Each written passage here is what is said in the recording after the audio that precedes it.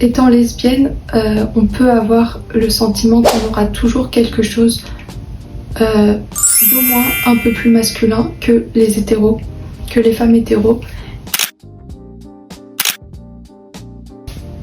Lesbienne, tabou et féminité. Tabou parce que en fait je parle de la féminité et donc un peu de tout ce qu'il y a autour, notamment les injonctions, mais peut-être pas là où on m'attend.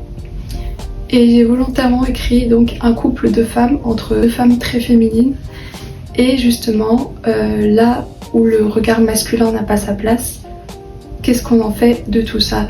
C'est pas figé, il y a autant de féminins que de femmes. Partir dans une démarche de réappropriation de toutes ces choses qu'au final on aime et qu'on n'a pas envie forcément de faire l'impasse dessus. Étant lesbienne, on peut avoir le sentiment qu'on aura toujours quelque chose d'au moins un peu plus masculin que les hétéros, que les femmes hétéros. Et en fait, au final on se rend compte que non. Et que si on a envie d'être 100% féminine, on peut être totalement 100% féminine parce que notre féminité nous appartient, justement. Et voilà, c'était un peu se réapproprier tous les codes de la féminité. Encore une fois, c'est pas quelque chose de figé, c'est pas parce qu'un jour on va être 100% féminine qu'on a envie de le tenir H24. Mais voilà, pour celles qui se sentent plus féminines, c'est un peu une libération de se dire que tout ce que j'aime, c'est pas des injonctions en fait, ça fait juste partie de moi. L'idée, c'est de pas avoir l'impression de s'être fait avoir par les dictats et de toute façon, je peux pas y échapper. J'aime parce qu'on m'a forcé à aimer et que je suis plus acceptée comme ça. C'est plutôt l'inverse, c'est de se dire en fait non, c'est vraiment une part de moi, c'est ce que j'aime.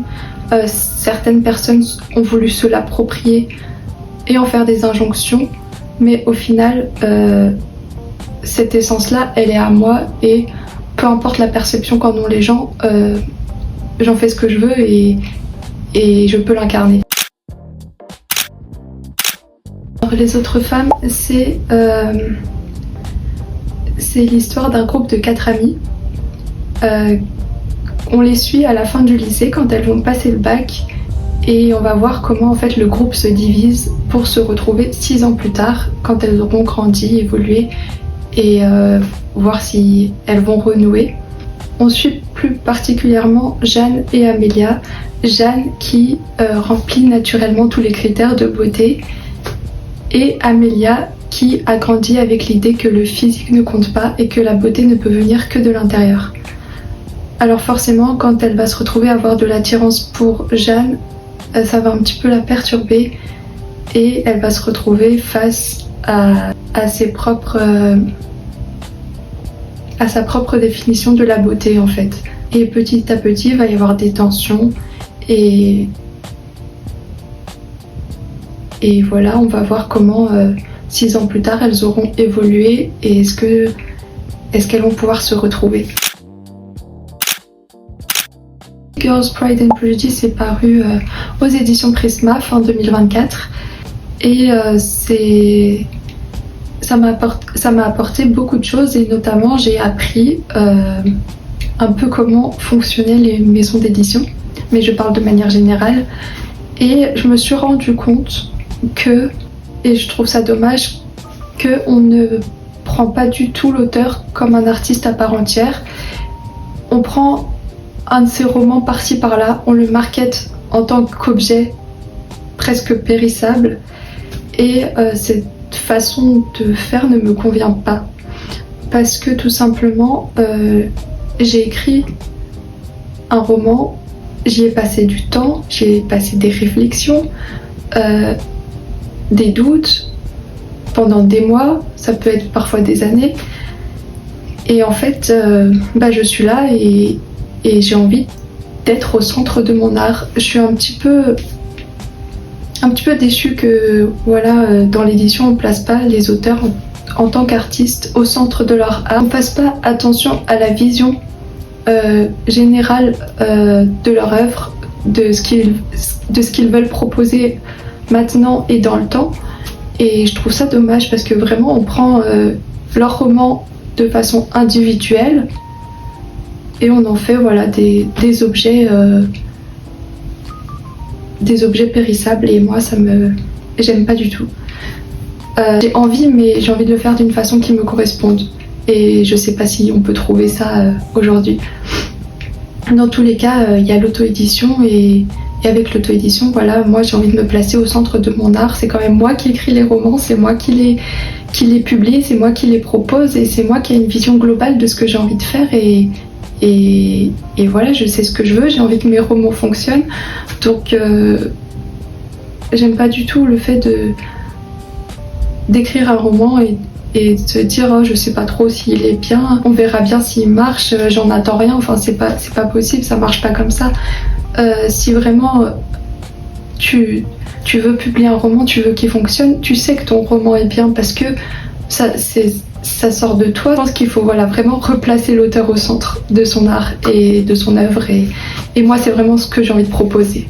Après voilà, c'est que mon point de vue, chaque auteur est différent. Je suis aussi graphiste et justement c'est pour ça que j'ai eu envie de proposer un accompagnement personnalisé pour les auteurs pour les suivre pendant un mois avant un lancement et leur proposer voilà, des visuels qui les recentrent eux, leur publication en cours, mais en prenant compte de ce qu'ils ont envie de proposer par la suite aussi parce que voilà, c'est quelque chose qui se travaille de manière globale et on peut pas prendre un roman comme ça, en faire ce qu'on veut sans prendre en compte ce que l'auteur veut globalement. Mais voilà, être publié en maison d'édition, ça m'a aussi apporté plein de jolies petites occasions et c'était très cool, c'était fun.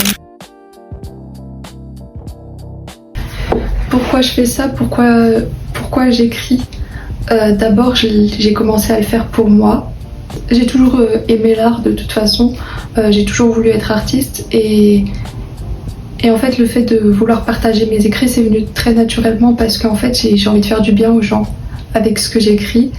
J'ai envie que ça soit fun mais j'ai envie que ça soit profond. Voilà, j'ai envie de faire du bien aux gens parce que moi la fiction ça m'a toujours aidé à vivre. C'est un peu dramatique dit comme ça mais voilà, j'ai toujours été accompagnée par la fiction. Inspiration, j'en ai énormément. Déjà dans la fiction, comme je le disais, par exemple The L World qu'on peut voir là. Après c'est un classique, j'aime beaucoup. Il y a beaucoup, je suis très inspirée par la musique, c'est au même titre que la fiction, ça m'a toujours accompagnée. Voilà, j'aime beaucoup Mylène Farmer, pour ceux qui me suivent, je pense qu'on a compris. Plus récemment Santa, voilà. Et d'ailleurs c'est quelque chose qu'on retrouve dans le roman parce que en fait le titre Les autres femmes, pour celles qui l'ont lu, on retrouve le titre vers la fin du roman, dans le roman. De premier abord, on dirait que c'est un titre qui peut diviser encore une fois les femmes, donc les autres femmes. J'ai pris exprès ce titre pour interpeller, mais en réalité ce que je montre à travers donc ce personnage d'Amélia, c'est que souvent on a juste envie de faire comme les autres femmes. Et voilà, c'est pour aller à l'encontre de cette idée de tu fais ça pour les hommes. Non, je fais comme les autres femmes, et lesbiennes ou pas d'ailleurs. Donc en général, les femmes m'inspirent beaucoup. Aux lectrices, à celles qui l'ont déjà lu, merci beaucoup. Merci d'être là à chaque rendez-vous, à chaque nouveau roman. Celles qui me suivent ont vu que c'était une année un peu compliquée parce que j'ai eu beaucoup de refus. Mais en fait j'ai envie de passer à l'étape supérieure, j'ai envie que mes romans fonctionnent mais à fond. Voilà, tout simplement, je veux que ce soit des best-sellers, en particulier pour l'instant Les autres femmes, parce que je l'adore et que je sais que voilà, il peut vraiment toucher et j'ai envie que le plus de monde possible le découvre. Et justement, donc un mot aux futures lectrices, achetez-le. Voilà, on va y arriver, ça va être un beau partage. Le projet, c'est de réécrire Le Trône des héritières, n'est-ce pas? Parce que je le fais traîner depuis trop longtemps et que mes lectrices me rappellent presque tous les jours que le tome 2 n'est pas encore publié. Et je réponds oui, mais je suis encore en train de réécrire le 1. Et je pense que justement, suite à tout ça, je m'étais un peu déconnectée de moi-même et de ce que je voulais faire passer à travers cette fantaisie et je pense que j'ai retrouvé l'essence de ce que je voulais dire et je comprends pourquoi il plaît et j'ai envie de donner le meilleur, voilà, pour cette romantaisie aussi. J'annonce bientôt une dédicace et voilà, j'ai très hâte de partager tout ça et